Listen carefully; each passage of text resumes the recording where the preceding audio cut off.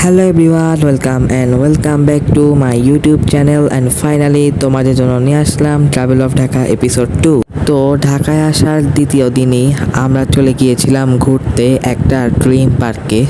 আমি সিঁড়ি দিয়ে নামতে নামতেই দেখি Oh my god! তা বিড়াল আলাম করতেছে। এখানে বিড়ালটা আমার দিকে তাকিয়েছিল, আর এখানে আরেকটা বিড়াল আরামসে শুয়ে আছে। আমরা বিড়ালেগুলাকে পাত্তা না দিয়েই নিচে নেমে যাচ্ছি।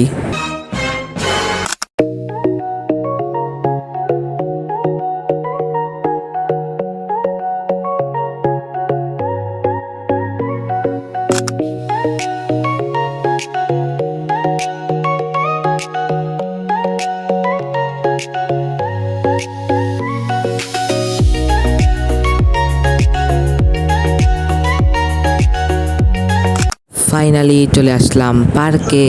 এটাই হচ্ছে আমাদের সেই কাঙ্ক্ষিত পার্ক। আমরা এখানে এসেছি ঘুরতে, আর দেখো এখানে অনেক সুন্দর রাইড, অনেক সুন্দর সুন্দর গাছপালা দিয়ে ভর্তি। আর পার্কে এসে দেখি আম। ও মাই গো, এখানে দেখি আমার জন্য সিকিউরিটি গার্ড আছে। ঘুরতে ঘুরতে দেখি এখানে একটা রকেট, আর এখানে একটা রাইড যার নাম মেরিগো রাউন্ড। এখানেও একটা রাইড যার নাম আমি জানি না। আমি এখানে নাগরদোলায় উঠবো, তাই টিকিট কাটতে আসছি। টিকিট কেটেই আমরা চলে যাচ্ছি নাগরদোলার দিকে। আমি নাগরদোলায় উঠে গিয়েছি, আর সত্যি বলতে এখানে অনেক বেশি গরম ছিল। এখান থেকে পুরো পার্কটাই দেখা যাচ্ছে, কিন্তু গ্লাসটা ঝাপসা হওয়ার কারণে তোমরা দেখতে পারতেছো না। কিন্তু এখানে দেখো অনেক সুন্দর সুন্দর গাছ।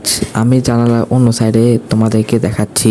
নাগরদোলা থেকে নেমে আমরা উঠে গিয়েছি ট্রেনে উঠে আমরা ভালোই এনজয় করছিলাম। দেখো আমি তো ভিডিও করে পুরো ফাটাই ফেলতেছি। সবচেয়ে ইন্টারেস্টিং ব্যাপার এটা, আমরা যখন গুহায় ঢুকেছিলাম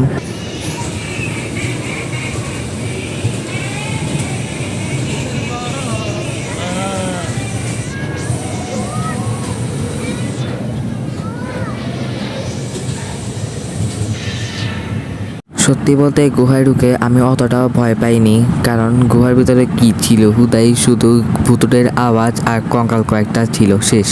রাইডে চড়তে চড়তে অনেক বেশি ক্ষুধা পেয়ে গিয়েছিল, তাই আমরা চলে গেলাম রেস্টুরেন্টে খেতে।